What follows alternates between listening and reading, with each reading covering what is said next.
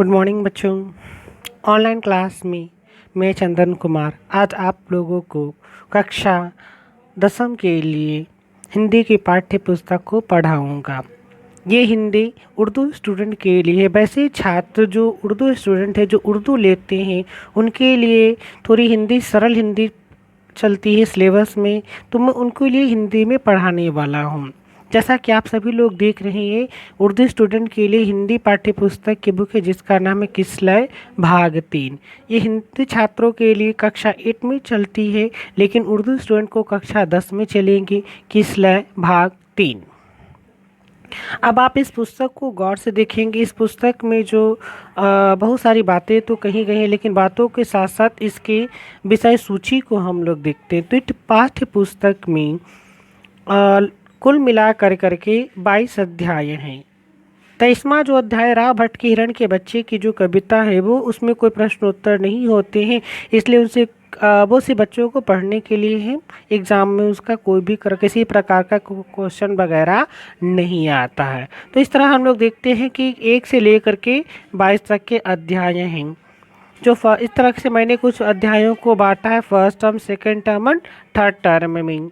तो इस लेसन में सबसे पहली कविता है तू जिंदा है। तो स्टार का मतलब यहाँ पर दिया गया है कि इसमें कोई भी प्रश्न उत्तर नहीं होते, सिर्फ पढ़ने के लिए होते, छात्रों को इसको पढ़ करके अपने जीवन को चरितार्थ करने के लिए है। तो तू जिंदा है तो कविता है जिसके लिखने वाले कवि हैं शंकर शैलेंद्र। जैसा कि आप अपने स्क्रीन पे, मोबाइल स्क्रीन पे देख रहे हैं कि कविता है शंकर शैलेंद्र की लिखी गई कविता कई पंक्तियों में चरणबद्ध करके इस कविता को लिखा गया है। तो हम इन कविताओं के पंक्ति बाय पंक्ति समझने की कोशिश करेंगे कवि आखिर हमसे क्या कहना चाहते हैं। कविता की प्रथम पंक्ति है तू जिंदा है तो जिंदगी की जीत पर यकीन कर, अगर कहीं है स्वर्ग तो उतार ला जमीन पर।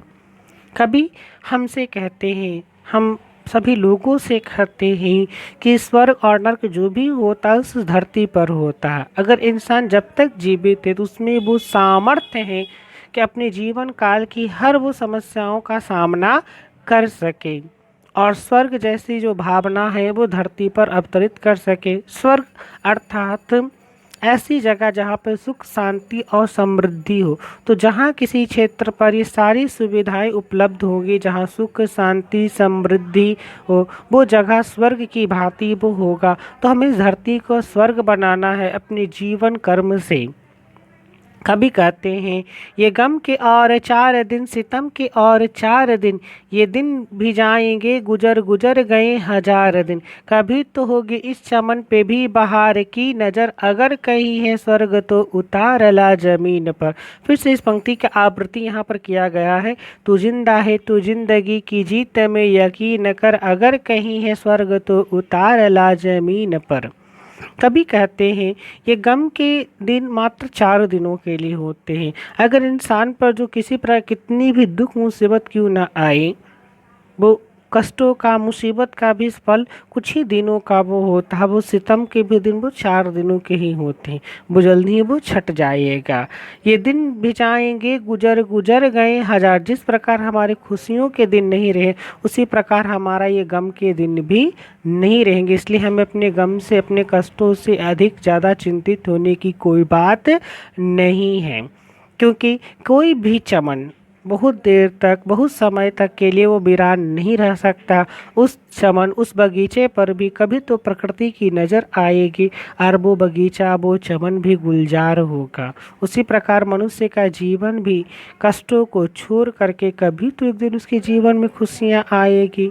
तो हमें उस खुशियों को प्रतीक्षा करनी चाहिए, अपने कष्टों से हताश नहीं होना चाहिए। अगर तुम जिंदा हो, अगर तुम्हें ज़िंदगी पर विश्वास है, तो तुम अपने जीवित रहो, अपने कष्टों का सामना करो, वो कष्ट एक दिन ज़रूर दूर हो जाएंगे। कविता की दूसरी पंक्तियां हैं सुबह और शाम को रंगीन गगन को चूम कर, तू सुन जमीन गा रही है कब से झूम झूम कर, तू आ मेरा सिंगार कर, तू आ मुझे हसीन कर, अगर कहीं है स्वर्ग तो उतार ला जमीन पर, तू जिंदा है तो जिंदगी की जीत में यकीन कर, अगर कहीं है स्वर्ग तो उतार ला जमीन पर। कवि कहते हैं कि जिस प्रकार सूर्योदय और सूर्यास्त के समय गगन के रंग को देखते हैं तो वो एक ही प्रकार का होता। सुबह का समय भी रंगीन होता है और डूबते हुए सूर्य के समय भी आसमान रंगीन होता है। तो ये रंगीन पल हमें यह दिखलाता है कि जिस प्रकार जीवन का उदय हुआ है उस प्रकार जीवन का एक अंत भी होगा। हमें इसे घबराना नहीं चाहिए क्योंकि जीवन का सबसे बड़ा शाश्वत सत्य मृत्यु है। तो सुन जमीन गा रही है कब से झूम झूम कर, लेकिन फिर भी प्रकृति से बिना निर्विघ्न हुए अपने क्रियाकलापों को प्रतिदिन संचालित करती है। तो मनुष्य का जीवन भी ऐसा ही होना चाहिए। प्रकृति कहती है कि तू आ मेरा श्रृंगार कर, तू आ मुझे हसीन कर। प्रकृति बार बार हमसे कहती है कि जिस प्रकार मैं तुम्हें ये संदेश देना चाहती हूँ तुम उस संदेश को समझो, मुझसे सीख लो और अपने कष्टों में भी खुश रहने की कोशिश करो। अगर इस धरती पर वाकई में कहीं स्वर्ग है तो स्वर्ग को तुम अपने पास ला सकते हो। अपने कर्मों से तुम इस धरती को भी स्वर्ग बना सकते हो। तुम पर निर्भर करता है कि तुम अपने जीवन को किस प्रकार संचालित करते हो। फिर अगली पंक्ति में कवि कहते हैं, हजार वेश धर के आई मौत तेरे द्वार पर, मगर तुझे न छल सकी चली गई वो हार कर। नई शुभा के संग सदा मिले तुझे मिली नई उम्र, अगर कहीं है स्वर्ग तो उतार ला जमीन पर। तू जिंदा है तो जिंदगी की जीत में यकीन कर, अगर कहीं है स्वर्ग तो उतार ला जमीन पर। कवि कहते हैं कि प्रतिदिन हमारे पास मौत हजारों वेश धर करके आती हैं। अगर कोई व्यक्ति सुबह को घर से निकलता तो भी इसे यह ज्ञात नहीं होता कि शाम को वो अच्छे रूप में वो वापस घर पहुंच जा सकेगा। किसी के साथ घटनाएं कभी भी हो सकती है और उस घटनाएं में कभी भी कहीं भी मृत्यु वो आ सकती है। इसलिए हमें अपनी मृत्यु का भय नहीं करना चाहिए। मृत्यु का तो हम हर पल सामना करते हैं, इसलिए मृत्यु का भय निकाल करके अपने जीवन को आगे बढ़ाने की कोशिश करो। मगर तुझे न छल सकी चली गई वो हार कर। मौत अगर तुम्हें छलने के लिए आती लेकिन वो छल ना सकती है तो वो तुमसे हार कर चली जाती है। जब तुम रात्रि में सोते हो तो वो रात्रि हर दिन तुम्हारी निद्रा रूपी चिता होती है, और जब तुम प्रातः काल उठते हो तो एक नई जिंदगी तुम्हें प्राप्त होती। कभी कहते हैं कि नई सुबह के संग सदैव तुझे मिली नई उम्र। जब तुम सुबह काल उठते हो तो तुम्हें एक नई उम्र मिलती है, एक नया उमंग होता, और उस नई उमंग के साथ उस दिन का कुछ अच्छा काम तुम करो। इस धरती को अगर अच्छा बनाना है, स्वर्ग जैसी कल्पना कहीं पर है तो इस धरती पर तुम साकार करो। इस धरती को ही तुम स्वर्ग बनाओ अपने कृत्यों से। हमारे कारवां को मंजिलों का इंतजार है, ये आंधियों ये बिजलियों की पीठ पर सवार है। तू आ कदम मिला के चल चलेंगे एक साथ हम, अगर कहीं है स्वर्ग तो उतार ला जमीन पर। कवि कहते हैं कि हर एक व्यक्ति की अपनी एक मंजिल होती है। उस मंजिल पर कभी कहते हैं कि हर व्यक्ति की अपनी एक मंजिल होती है जिसका अपना जिसे उसे इंतज़ार रहता है।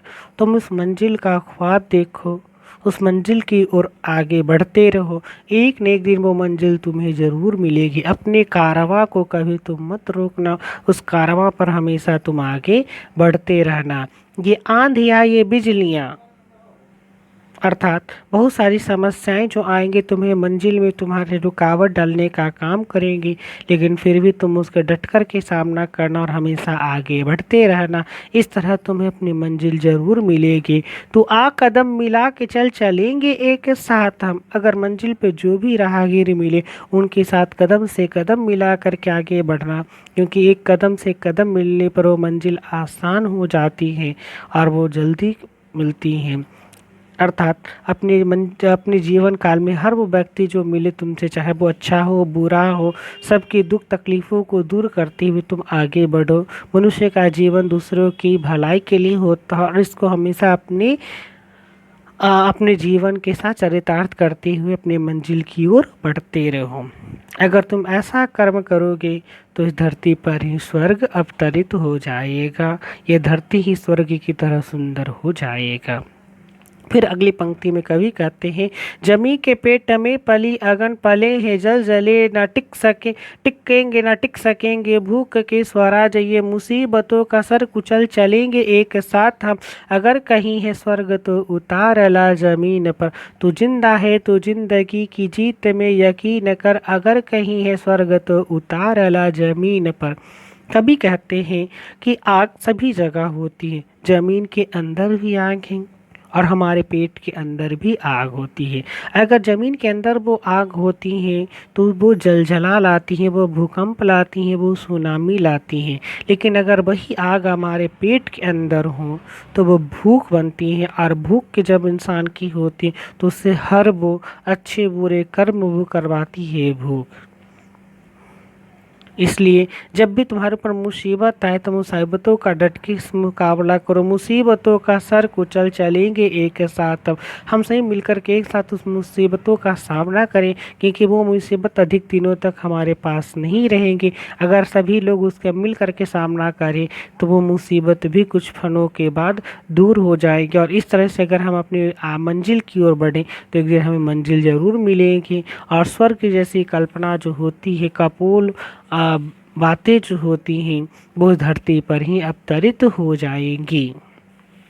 अपनी कविता की अंतिम पंक्तियों में कवि कहते हैं, बुरे हैं आग पेट के बुरे हैं दिल के दाग ये न दब सकेंगे एक दिन बनेंगे इनकलाब ये गिरेंगे जुल्म के महल बनेंगे फिर नवीन घर अगर कहीं है स्वर्ग तो उतार जमीन पर तू जिंदा है तो जिंदगी की जीत में यकीन कर अगर कहीं है स्वर्ग तो उतार ला जमीन पर।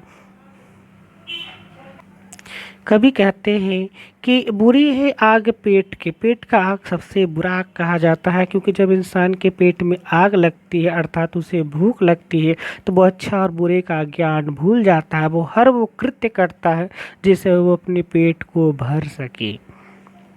और जब ये पेट की आग बहुत ज़्यादा बढ़ने लगती है तो वो एक दिन इनकलाब बन जाती है। वो इनकलाब का मतलब होता है परिवर्तन, बदलाव। तो परिवर्तन भी ला देती हैं, वो अपने ऊपर होने वाले सारे जुल्मों को वो सहते सहते उसका प्रतिकार करना भी शुरू कर देती हैं। और जितनी भी जुल्म के महल होती हैं उसका बदलाव होता है, फिर से एक नूतन युग का शुरुआत होता है। इसलिए अपने ऊपर होने वाले जुल्मों को अधिक ना सहें, उसका प्रतिकार करना सीखें। और ऐसा करते हुए अगर हम आगे बढ़ेंगे तो हमारा जीवन कृतार्थ होगा, हमारा जीवन धन्य होगा और स्वर्ग जैसी भावना है जो धरती पर भी अवतरित हो जाएगी। ये धरती ही स्वर्ग बन जाएगी जिसमें हर लोगों का सम्मान होगा, हर लोगों की बातें होंगी, हर लोगों को निष्ठापूर्वक आदर के साथ सुना जाएगा। तो आप लोगों ने देखा ये कविता की कितनी सुंदर पंक्तियाँ थी और इसे आप लोगों ने समझा भी होगा, जिसे लिखने वाले कवि शंकर शैलेंद्र हैं। मैं उम्मीद करता हूँ कि इस वीडियो के माध्यम से आपको अपनी पाठ्य पुस्तक हिंदी की ये कविता आपको समझ में आई होगी।